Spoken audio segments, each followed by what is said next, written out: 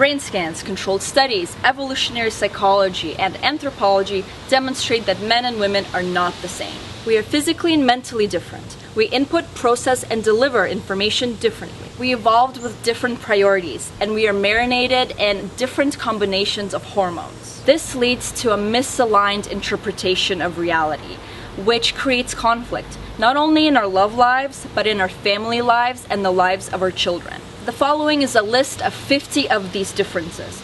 Perhaps if we're aware of them, we can interact with more empathy and better logic.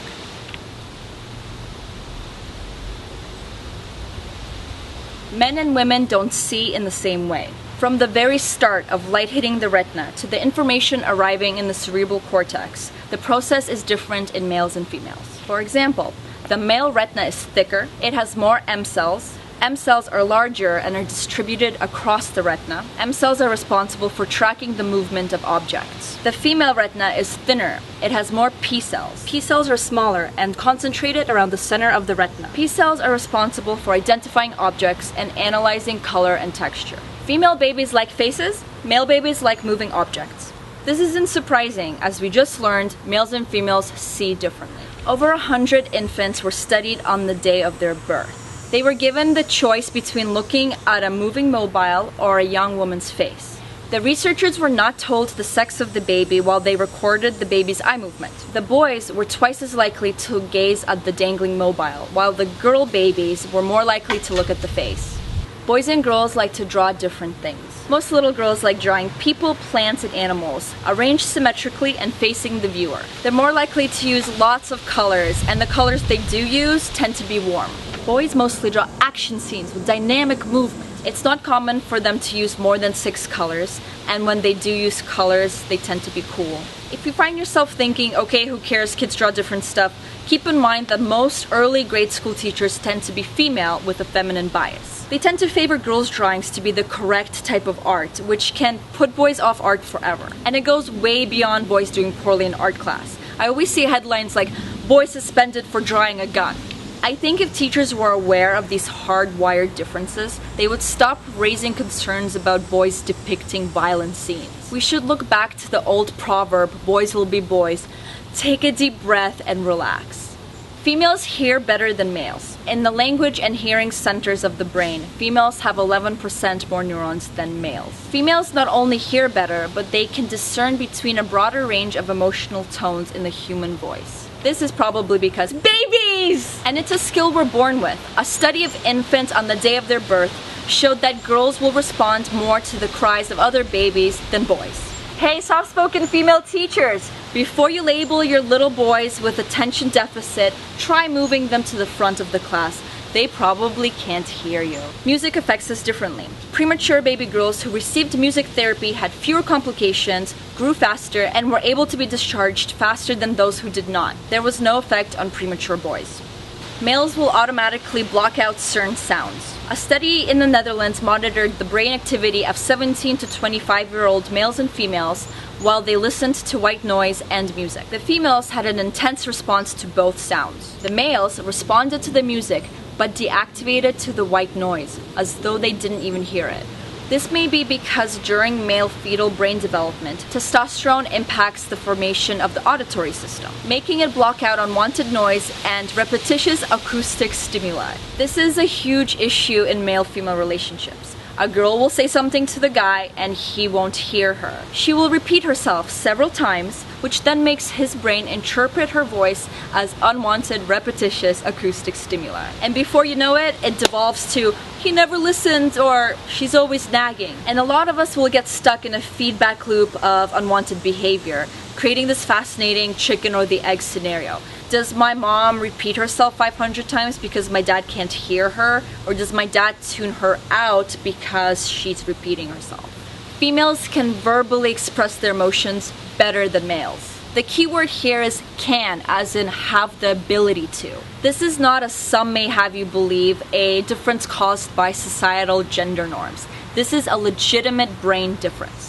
MRIs were used to examine how motion is processed in the brains of boys and girls ages from 7 through to 17. They found that in children, negative emotions were localized in the primitive area of the brain, the amygdala. This part of the brain has few direct connections to the language and reasoning center in the cerebral cortex, which is why it's difficult for most kids to verbally express how they feel. Then in adolescence, a large portion of the brain activity associated with negative emotions moves up from the amygdala to the cerebral cortex. But this change only happens in females.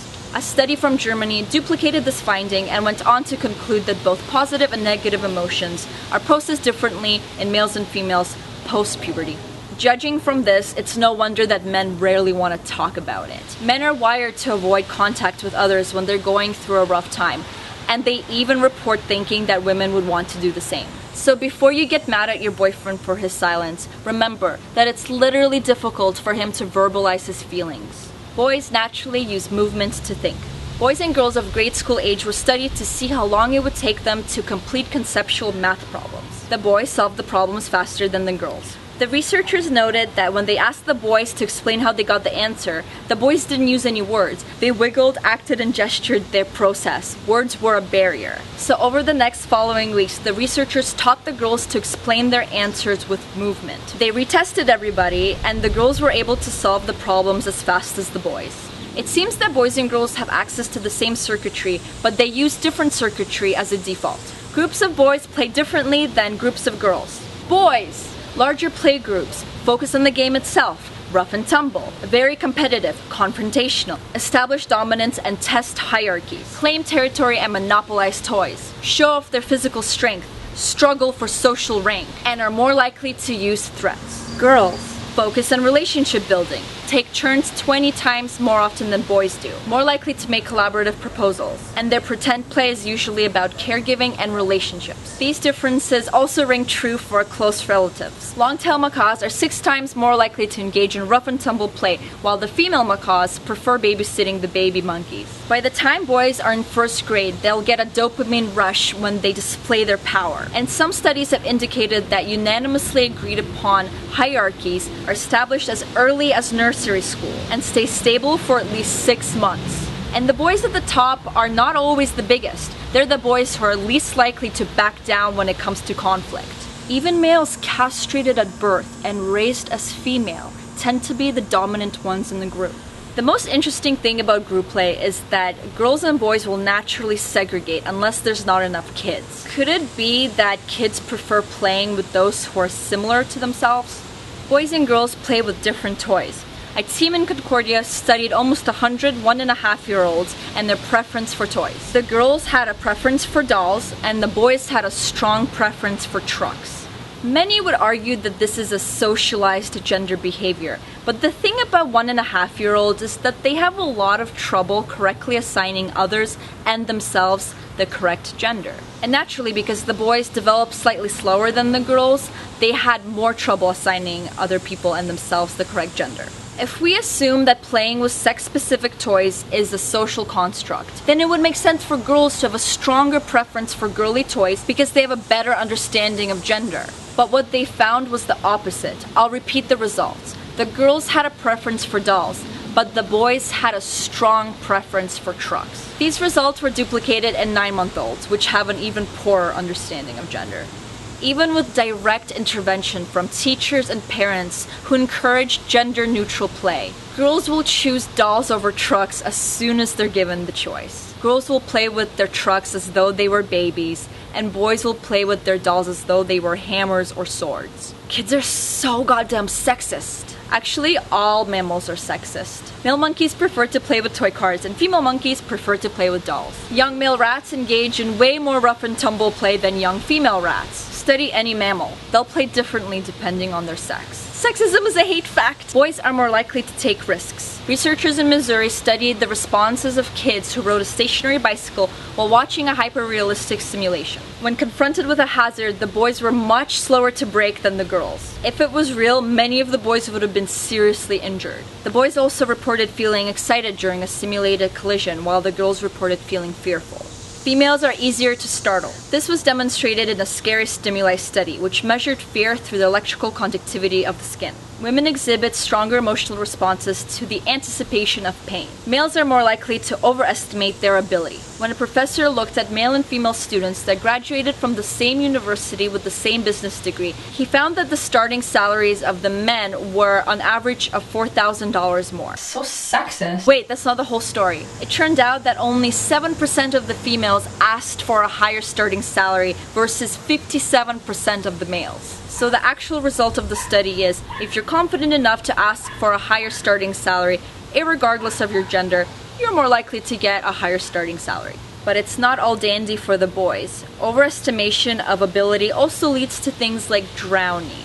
Males are more likely to die from an accident than females. As mentioned, males are more likely to take risks and overestimate their ability. Psychologists at Boston University estimate that this is probably why most drowning victims are male. Boys are way more likely to do dangerous things. They're way less likely to listen to the warnings of their parents, and they're way less likely to tell anyone if they do have an accident. US data shows that boys are significantly more likely to die of an accident like the misuse of a firearm or a head injury from riding a bike.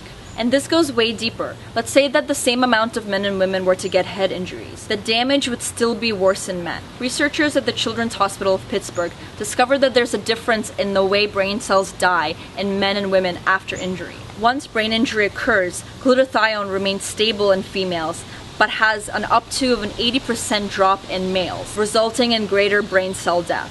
This could also be a contributing factor in the difference between overall longevity in men and women. Men are more likely to perceive a neutral face as unfriendly. During puberty, vasopressin influences a boy's brain to perceive neutral faces as unfriendly. Researchers in Maine gave a single dose of vasopressin to teenagers and found that the girls were more likely to see neutral faces as friendly, while the boys were more likely to interpret them as unfriendly or hostile. Males are more likely to exhibit aggression physically, while females are more likely to exhibit aggression verbally. This difference has been documented in almost all other mammals. We used to attribute it to testosterone, but now we know that it's because we've evolved to process anger differently. A male's aggression pathways are more directly connected to the brain areas for physical action. A female's aggression pathways are closer linked to her verbal function. Males have a larger amygdala, which is the center for aggression. Females have a larger and faster maturing prefrontal cortex, which is responsible for inhibiting aggression. Males have a more active right amygdala, which is responsible for taking action and negative emotions. Females have a more active left amygdala, which is responsible for a more mental reaction than a physical reaction. Some men have what is called autocatalytic anger, which means that it is self-reinforcing and that it inhibits their fear and actually produces sensations of pleasure. Although most women are slower to act out of anger, once their verbal reaction starts, it's hard to stop. These brain differences exist because they've helped our survival. Females are generally smaller than males, so being violent towards someone twice your size is a great way to put an end to your genetic legacy. Females are often vulnerable because they're encumbered by pregnancy or infants, so their survival has been contingent on their social group. Because females have had to band together for their protection, fighting other females is also a really risky thing to do. Another reason why females have evolved the brain circuitry to prevent outbursts of anger is so that they're less likely to hurt their children. A male's survival is linked to his rank, dominance, and power, and these things, even today, can be attained by physical confrontation. But aggression isn't necessarily a bad thing. Men have been the valiant defenders of their tribe, their land, and their family. These things all need acts of violence. If you're still unconvinced, look at the modern jungle, the high school. Boys fight with their fists, girls fight with gossip. Women use both sides of their brain to respond to emotional experience, while men just use one. A study from Stanford showed that when a female was shown an emotional image, 9 areas of her brain lit up, versus only 2 in the male brain. Women are also better at retaining memories that are emotional in nature. Women read subtle emotion better than men. Women recognize signs of sadness in a face about 90% of the time, while men only 40% of the time. This is probably why women evolved to cry 4 times more than men. It's a visual display of sadness that will be obvious to any man. A Stanford study may have also indicated that little girls will recognize faked facial expressions better than little boys. In terms of evolution, it makes sense for females to read facial cues better than males because they need to be able to interpret the physical needs of nonverbal babies. A male's brain circuits will use more vasopressin and testosterone, while a female's will use more oxytocin and estrogen. When you give a man just one dose of oxytocin, his ability to read subtle facial cues improves dramatically. Males and females are not empathetic in the same way. We have two emotional systems, the mirror neuron system and the temporal parietal junction system. The MNS is responsible for emotional empathy. It allows you to feel what the other person is feeling. The TPJ is responsible for cognitive empathy. It actually allows you to distance yourself from the person's emotions, focusing instead on analytically solving the problem. We see this clash all the time. A woman will tell her man of a problem she's having, looking for emotional support. But if he is unable to solve her problem, he won't understand the point of having a lengthy conversation about it. A male's mirror neuron system is also more fragile and can be stunted by pacifier use. The most interesting study that indicates that women are more emotionally empathetic was conducted at the Institute of Neurology in London. They tested couples. First, the women were hooked up to a series of electric shocks. Then the men were given the same treatment. It was indicated to the woman when and what kind of shock was being administered to their partner. And even though the females couldn't hear or see their loved ones, the same pain areas that lit up when they were getting the shocks themselves lit up as they learned that their partners were being subjected to the same treatment. Researchers were unable to duplicate these results with males. Men thrive in conflict, women avoid it. Females are more concerned with social approval and preserving relationships. Men tend to get a positive chemical boost from conflict and competition, while in women it elicits a negative response. If a woman feels that one of her close relationships is in trouble, she may experience a change in her serotonin and dopamine levels, which will elicit a response on the similar spectrum as a small seizure. Overall, females have more brain circuitry dedicated to monitoring close relationships than men. Now, don't misunderstand me. This isn't because girls are better human beings than boys or something. This is an incredibly powerful survival tactic. It's even seen in other primates like baboons. The female baboon with the most social connectivity will have the most surviving young. As I already mentioned, in nature, females are more vulnerable, so their survival depends on social ties. Men are aroused under stress, while females are turned off. Men will get an extra sexual kick when stress levels are high. In fact, they will actually bond better with females under an aggressive or stressful environment. By contrast, a female is more likely to reject a male's advances in a stressful environment. Cortisol blocks the reception of oxytocin in female brains, shutting off her desire for physical touch. And if a woman does have sex under stress, she will not be able to attain orgasm because her amygdala is active.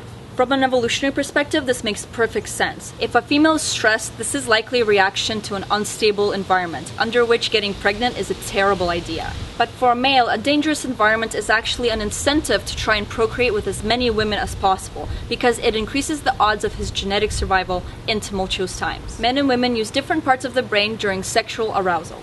Women, the ventromedial hypothalamus and the cerebral cortex. Sexual experience in women is more connected with the rest of what's going on in her head and the world around her. Men, the hypothalamus, specifically the medial preoptic area, and the amygdala. The medial preoptic area guides the performance of sexuality, while the amygdala creates the motivation for sex. This is probably why men are more likely than women to conflate violence with sexuality. Men are easier to sexually arouse than women. The center for sexual anxiety is smaller in men than in women, and as mentioned, if the female amygdala is active, she'll have a very hard time getting aroused. Men are more motivated by sex than women. Men have double the brain space and processing power devoted to sex. This change starts as early as 8 weeks after conception, when testosterone cooks the fetus, enlarging the hypothalamus. A second surge of testosterone hits during puberty, strengthening the brain connections responsible for smell and touch. Teen boys typically have 3 times the sex drive of girls of the same age, a difference that usually persists into adulthood. A woman's libido decreases in the last 2 weeks of her cycle when progesterone is high. This obviously doesn't happen to men unless progesterone is administered, which is what they do to sex offenders to decrease impulses. One study scanned the brains of men and women, observing a natural scene of a male and female having a conversation. The men's sexual areas immediately lit up, the women's did not. A man's sexual fantasies are almost purely visual, while a woman's often include romance. Our orgasms affect us differently. In females, the dopamine and oxytocin released after orgasm make her want to cuddle and talk. In men, it's released into their hypothalamus, which triggers the sleep centers of the brain. And the back-arching response is strictly a female phenomenon. The bed nucleus of the striate terminalis holds a neurotransmitter that is twice the size in males than in females. What's interesting is that when transsexuals were studied post-mortem, the size of their neurotransmitter coincided with the gender that they identified with. This was true with transsexuals that did hormone therapy, and it was also true with those that did not. That's all I'm saying, because that's a rabbit hole of a topic. Men are attracted to youth and beauty. Women are attracted to status. David Buss studied over 10,000 individuals from 37 cultures worldwide, and he found that there are universal preferences from both men and women when it comes to choosing a mate. And these preferences haven't changed since we became a species. Men want symmetrical, young, healthy-looking, and fertile. A man's visual cortex is pre-wired to notice the hourglass figure, and it only takes a fifth of a second for a man to classify a woman as hot or not. Women want symmetrical, generous, trustworthy, about 3 years older and 4 inches taller. They want high status, signs that the man will invest in her and their offspring, security, and resources or the potential for resources. This is even true for females that are completely financially secure.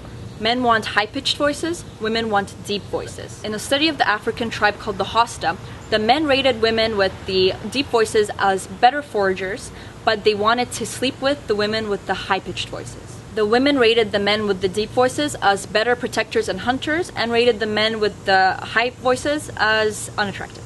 Men pursue, women are pursued. The coyness of females and the sexual boldness of males seems to be universal. Even in tribal cultures, untouched by Western principles, men do the wooing. The reason for this is simple. Eggs are expensive and sperm is cheap. Women are limited to the amount of offspring they can have because pregnancy is physically costly and a time-consuming investment. Men are only limited by the amount of women they can sleep with. In species where parental investment is more evenly distributed, we see wooing behavior from females. For example, the male pipefish does the incubation of the eggs, so we see wooing behavior from the females. When a man is in love, dopamine mixes with testosterone and vasopressin. When a female is in love, it mixes with oxytocin and estrogen. Contrary to popular belief, it's men that fall in love at first sight. A woman's brain is set up to be more cautious when it comes to potential mates. Brain imaging studies reveal that when a woman is in love, there's more activity in the brain areas that process memory, intuition, and attention, while men in love show more activity in the high-level visual processing areas. Basically, a female needs to carefully assess a man's survival and replication value, which takes time. This is why pickup artists like to surround themselves with pretty girls. This strategy is called pre-selection. It signals to other females that this man has already been vetted and approved. A man, on the other hand, knows almost immediately if he would have offspring with a woman based on her visual appearance. This is why we have the beauty industry. It's not driven by patriarchy. It's driven by a natural urge to want to attract high-value mates. Men are more comfortable lying to the opposite sex. When measuring the vocal strain of men and women lying to each other, the men showed significantly less strain. This also made them more convincing liars. High self-esteem makes teen girls less promiscuous, but it makes teen boys more promiscuous. A man is more likely to sleep with a stranger than a woman.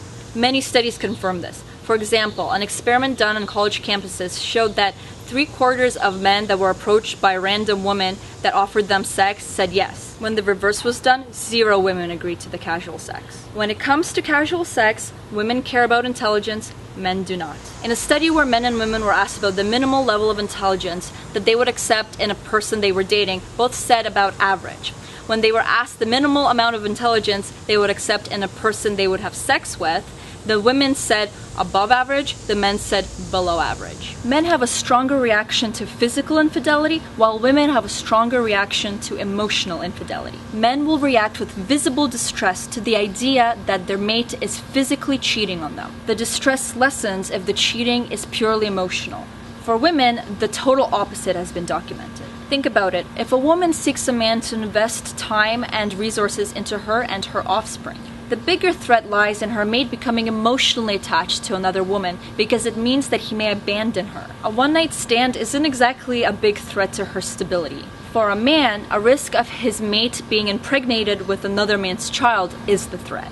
I know this sounds cruel and I'm speaking purely from biological terms, but for a man to invest in another man's child doesn't really help his genetic success.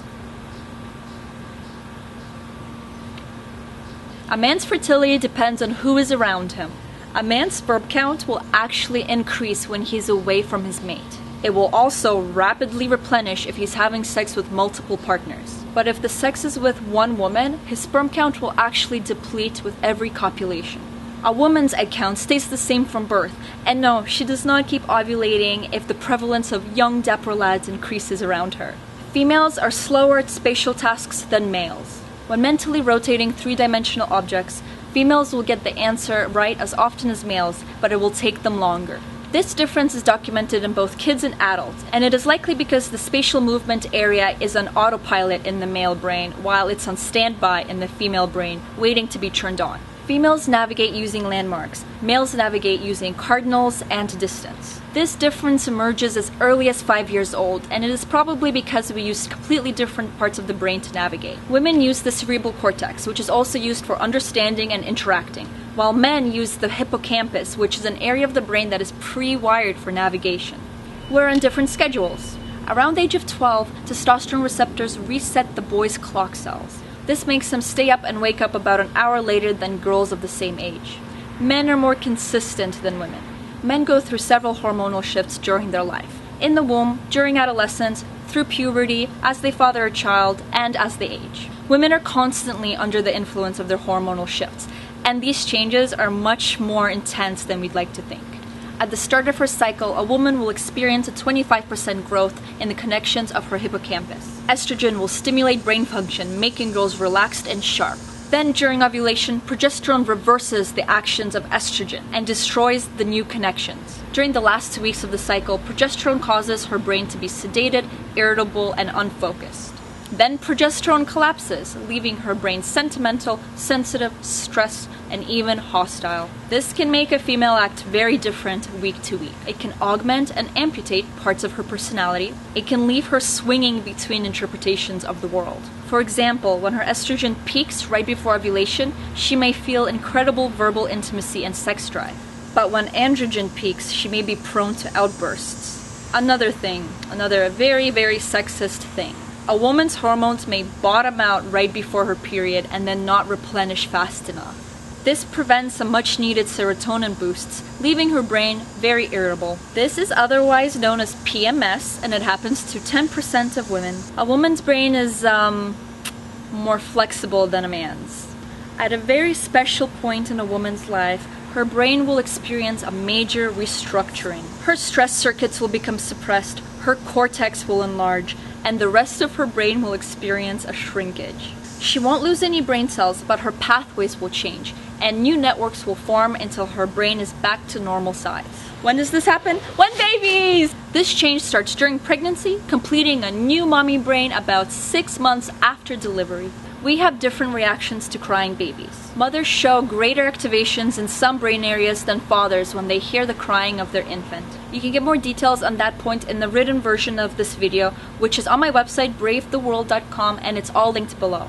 Mothers and fathers do not interact with their children the same way. We truly do complement each other. Mothers create stability, comfort, nurture. They encourage, reinforce, and coddle. Fathers destabilize, roughhouse, challenge, tease, and stimulate through unpredictability. Obviously, none of these are mutually exclusive, but you get the point. Researchers at the University of Toronto found that mothers usually sing the correct versions of lullabies, while fathers like to mix it up, adding their own unpredictable verses. I am the exception. Twinkle, twinkle, you should rest. You're the wriggliest in my nest.